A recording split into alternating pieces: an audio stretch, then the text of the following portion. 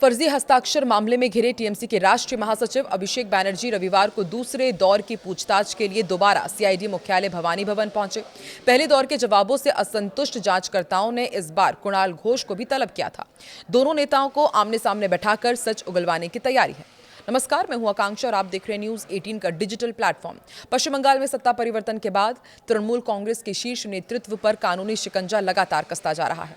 विधानसभा में नेता प्रतिपक्ष की नियुक्ति के लिए विधायकों के कथित जाली हस्ताक्षर से जुड़े हुए जो हाई प्रोफाइल मामले में अब रविवार को कोलकाता के अलीपुर स्थित अपराध अन्वेषण विभाग यानी कि सीआईडी मुख्यालय भवानी भवन में भारी सियासी ड्रामा देखने को मिला। डायमंड हार्बर से सांसद और टीएमसी के युवराज अभिषेक बैनर्जी दूसरे दौर भी कड़े सवालों से गुजरते हुए नजर आए और कड़े सवालों की बौछार का सामना करने के लिए दोबारा वो सीआईडी के सामने पेश हुए। टीएमसी नेता कुणाल घोष और अभिषेक बैनर्जी का आमने सामने बैठा करके पुलिस ने पूछताछ किया।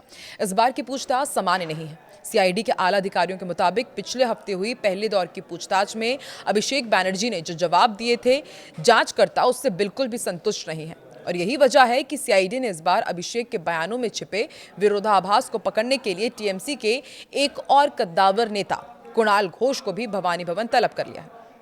भवानी भवन के सूत्रों से मिली जानकारी के मुताबिक जांच टीम ने इस बार अभिषेक बैनर्जी, कुणाल घोष को आमने सामने बैठाकर पूछताछ करने का पूरा खाका रखा था।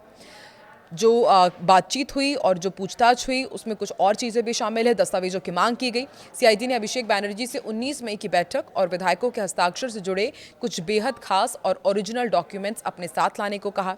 बयानों को मिलान भी किया जाएगा। कुणाल घोष और अभिषेक बैनर्जी से अलग अलग और फिर एक साथ उन 12 संदिग्ध हस्ताक्षरों के बारे में पूछा जा रहा है, जिन्हें कुछ बागी विधायकों ने अपना मानने से साफ इनकार कर दिया था। अब आपको समझाते हैं कि जो फर्जी हस्ताक्षर है, इसका ये पूरा खेल आखिर शुरू कैसे हुआ था। इस पूरे मामले की क्रोनोलॉजी को समझे तो ये टीएमसी के भीतर चल रही अंदरूनी खींचतान और नए राजनीतिक संकट की पूरी कहानी बयां कर देती है। दरअसल 6 मई को पहली बैठक हुई थी। ममता बनर्जी के कालीघाट स्थित आवास पर टीएमसी विधायकों की एक इंपॉर्टेंट बैठक हुई, जिसमें हाथ उठाकर सर्वसम्मति से शोभन देव चट्टोपाध्याय को नेता प्रतिपक्ष बनाने का प्रस्ताव पास किया गया। लेकिन ये प्रस्ताव तुरंत विधानसभा सचिवालय को नहीं भेजा गया।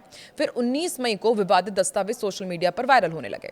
विधानसभा सचिवालय द्वारा विधायकों के शपथ ग्रहण के बाद नाम का प्रस्ताव औपचारिक रूप से मांगने पर 19 मई को एक और बैठक हुई। इसके बाद सचिवालय को 70 विधायकों के हस्ताक्षर वाला एक डॉक्यूमेंट सौंपा गया ताकि चट्टोपाध्याय के नाम पर मुहर लगे। इस दौरान हस्ताक्षरों में अंतर सामने आ गया। बाद में जब विधायकों द्वारा अलग अलग मौकों पर जमा किए गए आधिकारिक दस्तावेजों में इन सिग्नेचर्स का मिलान कराया गया तो कईयों के सिग्नेचर्स पूरी तरह से बदले हुए नजर आए और कुछ तो जाली भी पाए गए।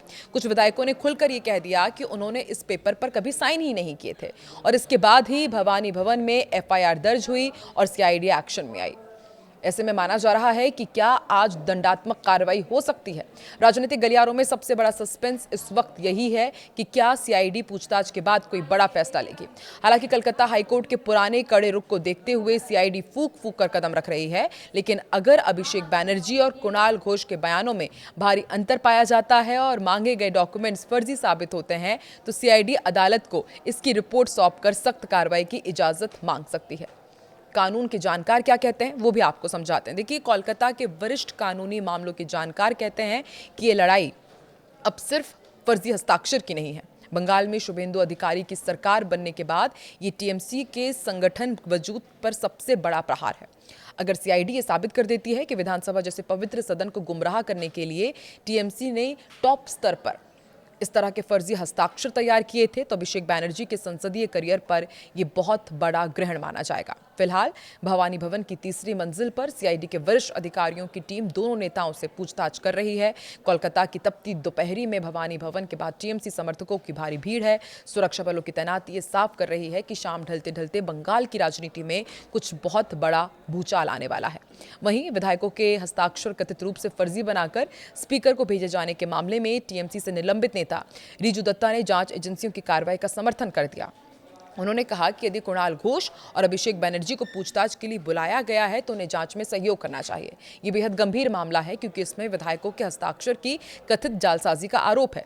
सच्चाई सामने लाने के लिए जांच एजेंसी जो भी जरूरी कदम उठाएगी उसे उठाना चाहिए। जिन्हें समन भेजा गया है कानून के मुताबिक उन्हें सहयोग करना चाहिए, नहीं तो उनके खिलाफ कानूनी कार्रवाई की जा सकती है। आपको क्या लगता है, कुणाल घोष और जब अभिषेक बनर्जी को आमने सामने बैठा करके पूछताछ की जा रही है तो क्या आने वाले दिनों में कुछ बड़ा खुलासा होगा या फिर फर्जी हस्ताक्षर का ये मामला अभिषेक बनर्जी के करियर का सबसे बड़ा ग्रहण साबित होगा? कमेंट सेक्शन में जरूर बताएं।